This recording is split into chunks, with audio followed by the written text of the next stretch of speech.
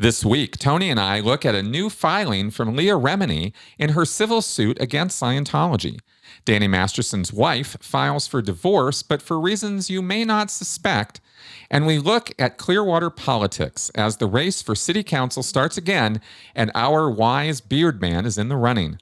All of this and more on After Scientology, straight up and vertical.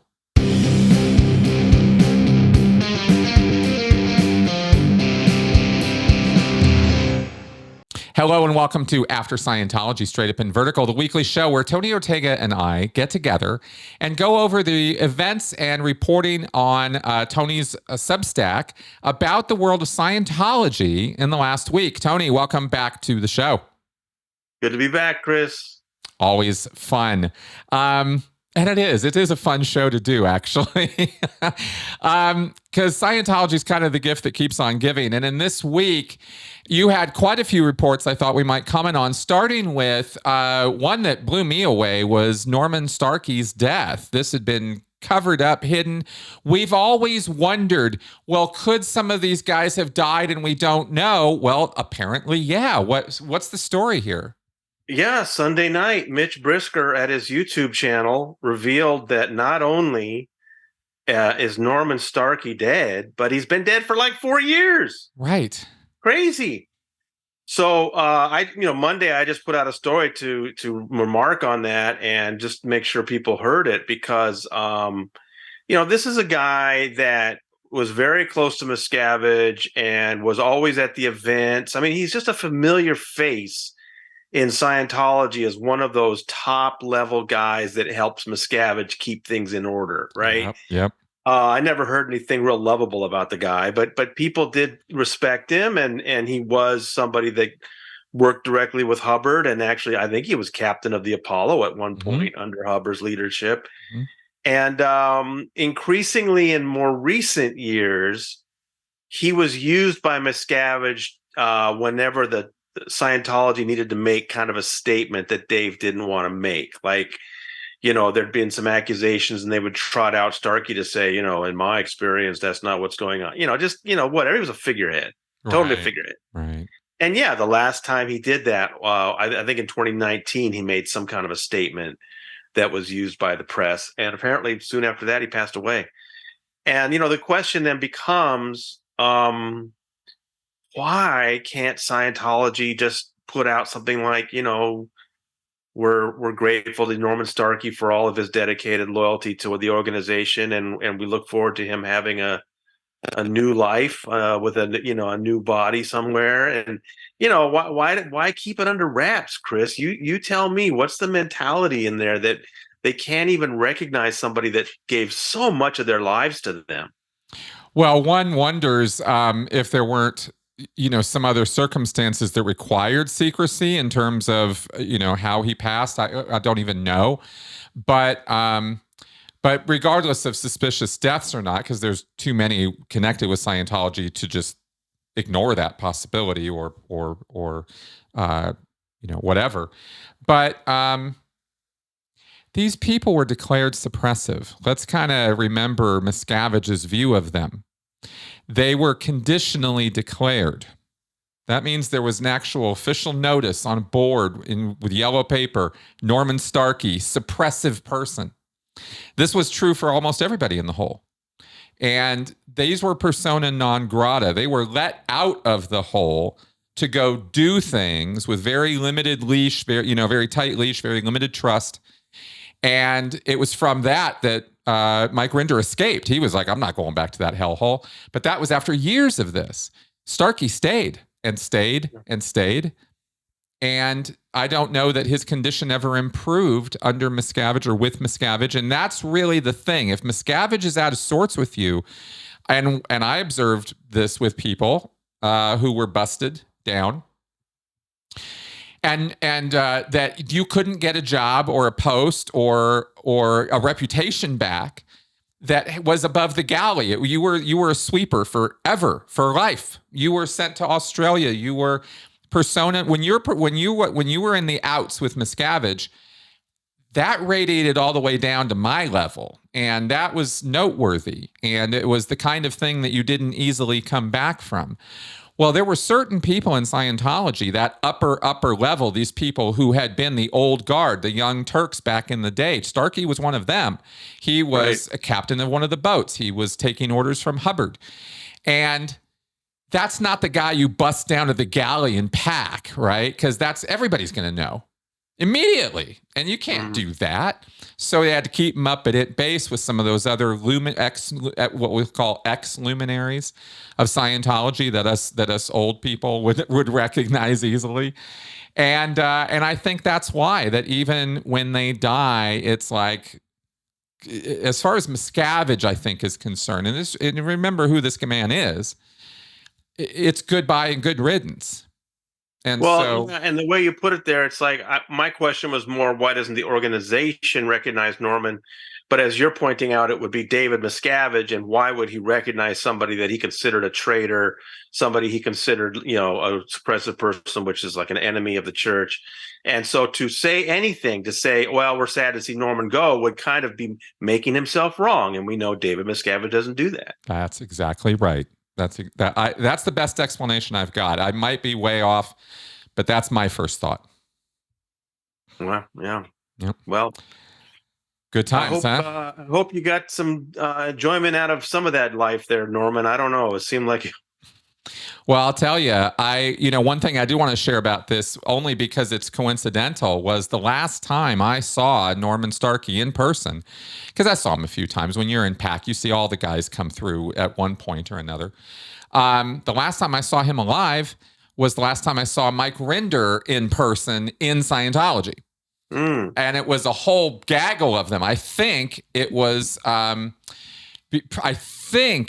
pre the whole, but just barely, because they were all down. There were like 10 or 11 major player international executives in the CLO conference room, which is at the Big Blue buildings. They had all come down to do this inspection, and they were sort of quizzing us and asking us these questions as middle-level managers about how we were doing our jobs. And Rinder was the one leading the questioning. He was at the table.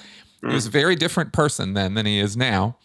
And Norman Starkey, I'll just never forget the picture of it, because I looked over and he was sitting in the corner, completely uninvolved, bored with the entire thing. So clearly didn't want to be there, didn't have anything to do with what was going on. And something was clearly wrong there. And it was remarkable to me that nobody else was remarking on it or noticing it. But that was the last time I saw the guy. And I heard, of course, with the Brooke Shields wedding and him getting drunk publicly and all of that, that was, after the whole had gotten going. So I don't think life was good for him for the last many years. Yeah. Very sad. Well, moving on story-wise, there's actually quite a bit more to cover, starting with a very interesting historical on Ron's bigamy. Yeah, this was a fun one. I'm always interested in trying to solve little Scientology mysteries here and there and clear up things about founder L. Ron Hubbard's history and that kind of thing. Because, there's been some wonderful, wonderful people that have worked on that. People like Russell Miller and John Atack and Lawrence Wright. But there's still questions about certain things that Hubbard was up to. And one of the most interesting was when Lawrence Wright came out with his book Going Clear a decade ago. There was this paragraph that threw me for a loop. I don't know if you remember when you saw it. Mm-hmm. And it said that in 1949, while he was married to Sarah Northrup, Hubbard took out a marriage license to marry a woman named Ann Jensen. And the next day she canceled it. And then there was no other record of Ann Jensen in his life ever again. And of course, that was just like, what, we know that Ron was a bigamist. When he married his second wife, Sarah Northrup, in 1946, he still had another year to go before his divorce was final with his first wife, Polly. And so he had a little bit of a track record of doing this. And apparently he was looking to marry a second person in 1949. But, there was no detail. Who was this person? So I have this helper I've talked about before who does really good work digging through old newspaper archives and other databases and census records.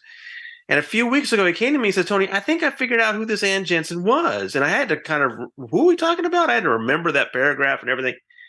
And what was really fascinating about her was that if we had the right Ann Jensen, during the war, she'd been a cryptographer. She was based in places like the Oslo embassy, encoding and decoding sensitive military dispatches. Very, very sensitive position for a 25-year-old, right? And she was in various embassies around Europe, and fascinating life. And then after that, she had gone on to write fiction, but it was children's fiction. She wrote children's stories for Highlights for Children, and actually became known for it, that she wrote so much. So interesting woman, fascinating woman. And my researcher said, I think this is the right person. Well, I contacted Larry Wright's researcher, Lauren Wolf, who's so wonderful and has done so much good work. And I knew she probably was the one who tracked down that marriage license, and she was. And I ran this by her, and she said, the one thing I think we figured out about that Ann Jensen is that she'd worked for the State Department, but I didn't have any details, didn't know anything about it. We didn't pursue it. And I said, well, you were right. It is the State Department. And, she ended up being this children's author. And so I'm going to, see if I can't find a living relative. So she died Ann Jensen died in the year 2000 in Paso Robles, but she has a living daughter in Southern California. I started trying to reach her, wasn't getting anything. But then the other thing that was interesting about Ann Jensen was she was the second of 10 children. And so I figured some of the younger ones, there'd be a pretty good chance they're still alive. And then, of course, the next thing, Chris, is always, what sort of names do they have? Are we talking like a Susan Smith, a Carol Jones? I mean, then it becomes virtually impossible. But one of the woman's name was Joanne Juries. And I thought, that's fairly unique. Maybe I can find Joanne Juries if she's still alive. Well, turns out she's in Arizona. And I gave her a call, and she answered the phone. I was so thrilled. Now, the next thing is tough. Chris, imagine what you say, trying to explain. And she was a little bewildered, but I think I managed to explain it well enough. And she said, I remember my older sister talking about L. Ron Hubbard proposing to her, and it was in the paper. I was like, in the paper? Boy, I wonder what Sarah Northrup thought about that, right? And so I was so glad to get that confirmation that we were talking about the right Ann Jensen, and she told me a couple of details. And so, that's the story. Is in 1949, while Sarah was either in South Carolina or in New Jersey, Ron went to D.C. and apparently met and proposed to a 26-year-old demobilized cryptographer. And of course, he was a demobilized Navy man. And the next day, she called it off. And there's a notation on the marriage license saying called off by the bride. I, of course, would like to get more detail about that. I'm still trying to reach the daughter. Anne ended up being a writer. I'm just hoping that possibly she wrote this all down and talked about how she met Hubbard. And at one point, Joanne said, I think maybe she was interested in Scientology, but I was like, no, that doesn't work chronologically because this was 49. This was a year before the book even came out. That's right. So I'm not sure how they met. It was proposed to me that there was this particular group, social group they might have been belonged to. I'm going to keep looking. But it's just so funny that L. Ron Hubbard was such a blowhard that he thought he could get away with this, Chris. What does that make you think? Oh, well, obviously the guy was such a dog. And that time period was, the word tumultuous does not even begin to describe L. Ron Hubbard's life in the late 1940s, between the Jack Parsons affair and the boats and ripping him off, and then ripping off his girlfriend, marrying her, and while still being married to his first wife. And then this, and don't forget begging the VA for psychiatric help. That's right, the entire time. Penniless, like really struggling, right? Not writing stories, leaning on friends, trying to find, trying to get things going. This is just par for the course for this guy. But I have to ask something, because you said something that set off a bell for me. Were her last years, you said, in Paso Robles? Yeah. So And she ended up dying maybe 15 miles away from where he died. yeah, that's what I'm looking at the map right now. Like if 5 miles from Creston, California, Right. that's because I lived up there. That is so Keep in mind, interesting. 5 miles in 14 years. Yeah, Okay. He died in right, 86 and she died in 2000. But right. yeah, it is kind of funny that they ended up so in such a close proximity to each other. Yeah, it is. It's very interesting. So she was there by then. So in 86, 85, 86, when Hubbard was spending his last days in Creston, she was 5 miles away in Paso Robles. Isn't that weird? That is so interesting. And what was her name again? Ann Jensen, she married a Byron Devendorf, and so she became Ann Devendorf. Interesting. Byron only died 6 or 7 years ago. And like I said, they have a daughter in Southern California. I'm not going to say her name. I have emailed her. I've called Joanne, her aunt, doesn't think she's going to want to talk to me. But I just wish if Anne wrote something down. She lived a fascinating life. She was obviously a fascinating woman, and I'd love to hear her version of what was Ron thinking. Yeah, big time, big time. How interesting.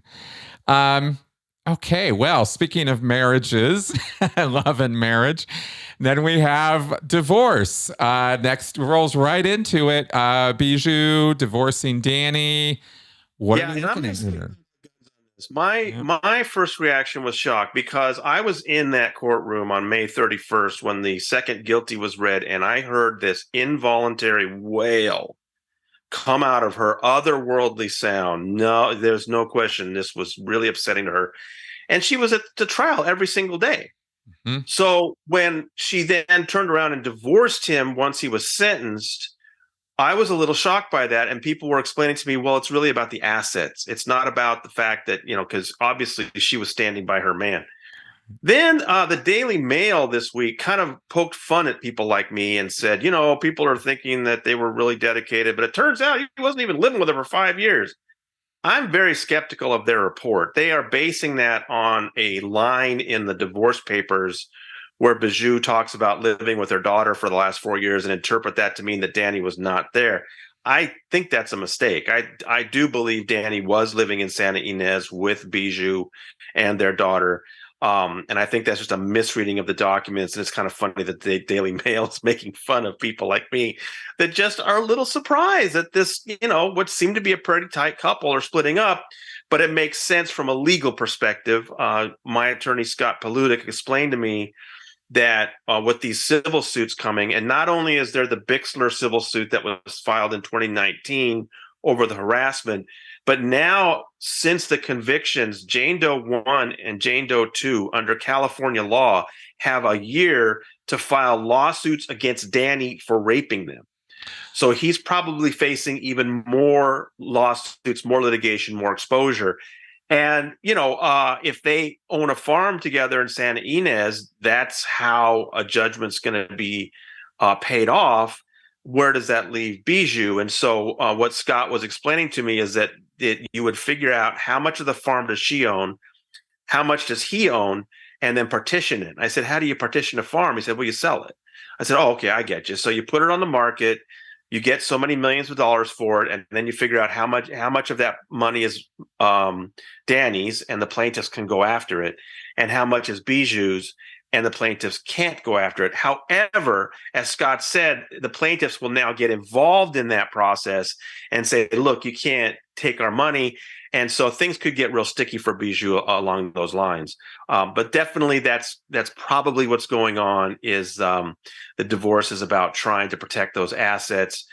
This idea that she suddenly had a change of heart about him or that she kicked him out 5 years ago, I'm kind of skeptical about that. Well, that doesn't even fit in with what we read in the victims, not the victim, the letters from his friends. The others. Yeah. The letters clearly stated he was active on the farm, working with the daughter.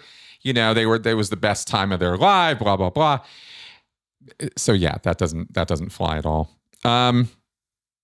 How interesting, and of course, it will be in their best interest to find as much. Yeah. Let me ask you this part of it. The other question I get asked a lot, because I think what Scott says makes a lot of sense, that they've got to think about their assets as these lawsuits go forward. Right.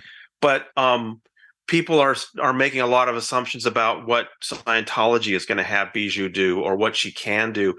And my reaction to that is, look, there's no question Danny Masterson was a militant Scientologist. He was one of the few celebrities who would actually give interviews and criticize Scientology's detractors.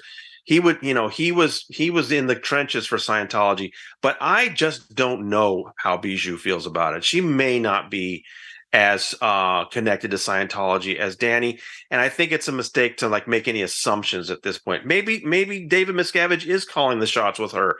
Maybe she's ready to listen to whatever he says. But on the other hand, her sister China is an evangelical Christian. There may be a number of different influences on her, and I just don't know how she feels about those influences.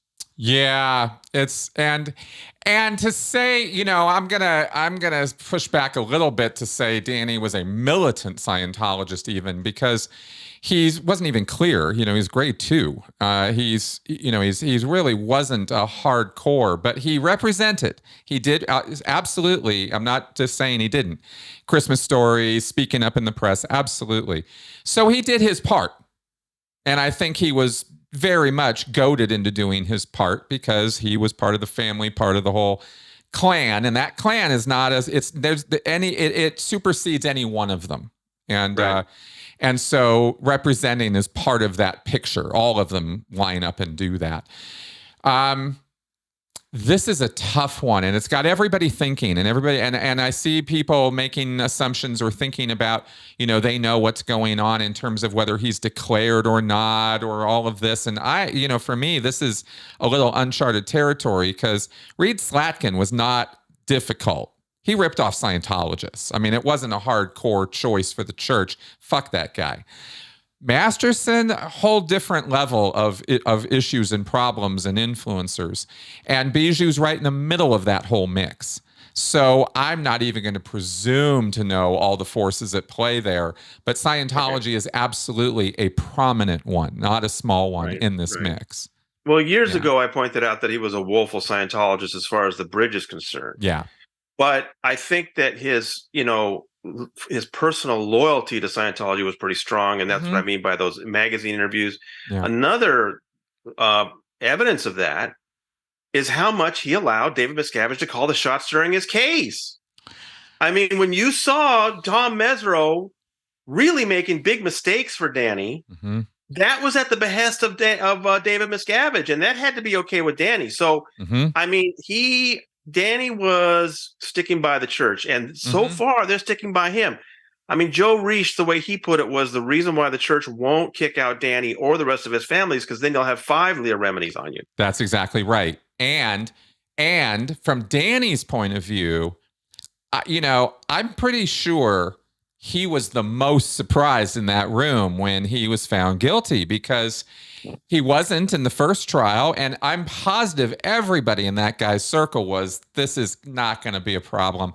You're totally walking from this.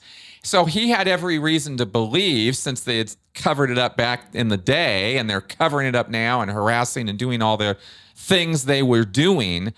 I think my analogy of a made man really fits here. And I think he had the confidence of a made man right up until it happened. And suddenly everything's different. And I think they're still reeling and sorting out what they want to do and how to proceed, because I don't know that Scientology has it figured out yet.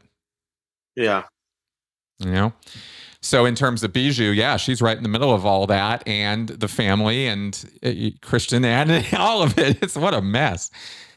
Okay, well, new motion in Leah Remini's suit.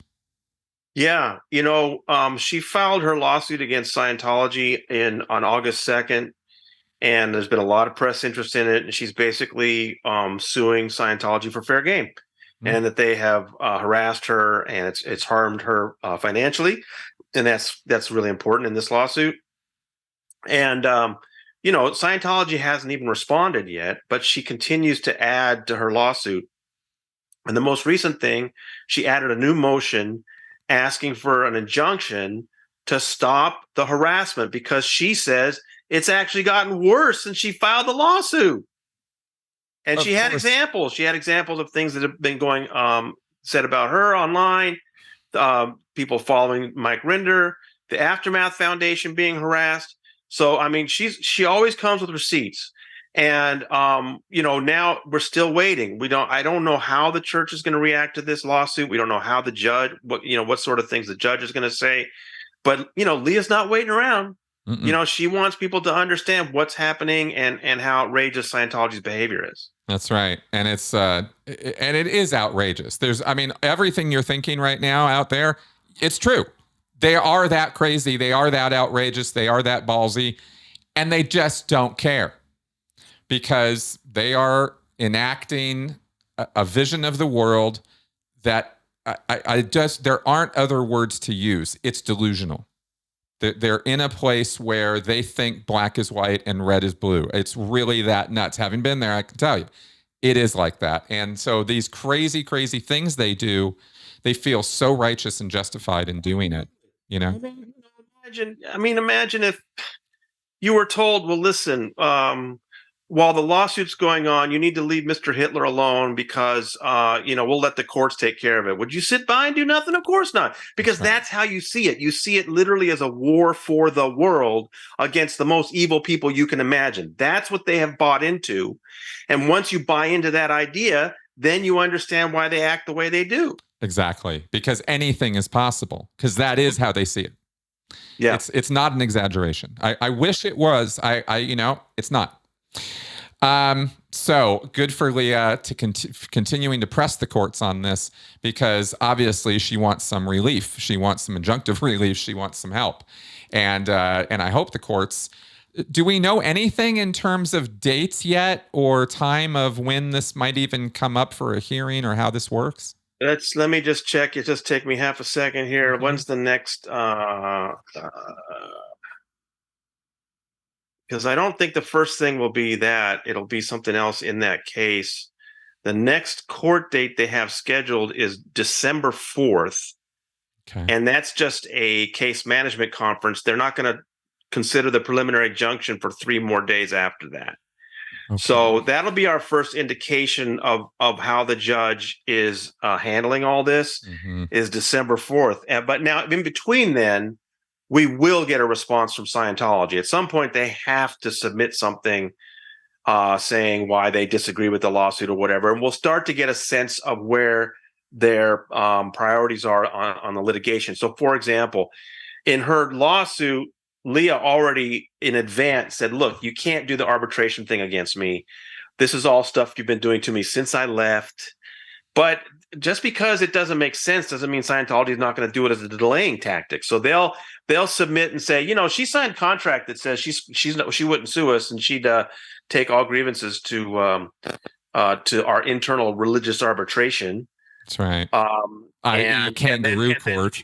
And then she'll say, her side will say, oh no, there was this appellate ruling that if the case is about harassment after leaving, those contracts don't apply. And then Scientology will say that ruling was never published. It doesn't apply to Leah Remini's case.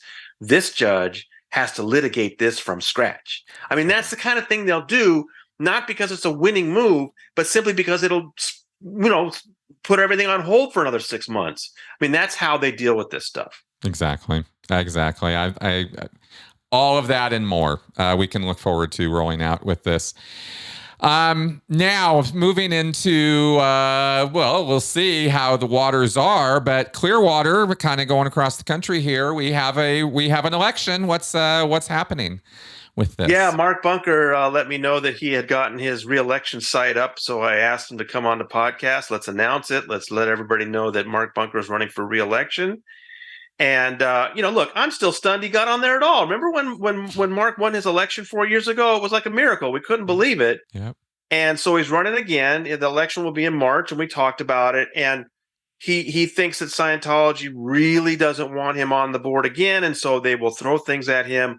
And we talked about, not everybody in Clearwater is voting about Scientology. So what other things has he done? And we went through that. And I think he has been such an empathetic, compassionate leader there.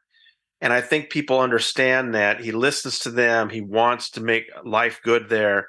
So I'm hoping that even those people that don't really care whether Scientologies are there or not will realize that this is the kind of person you want in office, who really does look at all sides and cares about people besides the developers and things like that. So yeah, and look for his reelection website, throw him a couple bucks, help him out. It's going to be a tough fight. And already there are a couple other people announced for his seat. So he's got competition right off the bat. Okay. All right. Well, obviously, I am 2 thumbs up on Mark Bunker, and anybody who's listening to this in Clearwater, and I'm sure there's some of you out there, do everything you can to support him. He is wise beard man. Is his old moniker from Anonymous, and he is one of the nicest, wisest guys I've ever met. All right, and finally, this week there was a protest, not anonymous this time, at Big Blue in LA. And what was this about? Some independent Scientologists, people who have left the church but still practice Scientology, think that it's time for them to step up and protest David Miscavige in the church. And my readers, I think, are kind of ambivalent about it, because it's not just that they're protesting what David Miscavige is doing and the abuses, but that they want to restore L. Ron Hubbard's Scientology. They think the church is something that can be saved and restored. So that's it was interesting that they're doing it. I give them credit for having the guts, and they marched right down L. Ron Hubbard way. There weren't very many of them, but I think I give them credit that they went out there and did that. And one of my readers went out with a camera and took some video, and so we got a little video of that. So I respect what they're doing. I don't necessarily agree with them that Scientology can be reformed, but hey, at least they're highlighting the things that are going on there that should not be going on. That's right. And they're doing it in a full, civil rights way. It's a protest. They're on the street. They're not antagonizing people. They're not in their faces. They're doing a protest. And if you're going to do it, that's the way to do it, And so good on them for that as well, not being jerks about it. So there we go. That was our week in Scientology this week. It was quite interesting, lots of ups and downs. I've kind of gotten into the habit of asking you about this in terms of this new week. What are we looking at? Got some good stuff coming, Chris. You're just gonna have to tune in. All right, fair enough, folks. You heard it here first. Tune in. So with that happy note, thank you very much for coming around. Subscribe to Tony's Substack. The address is right there on the screen. Subscribe to this channel, of course, and I will see you next week. Bye-bye.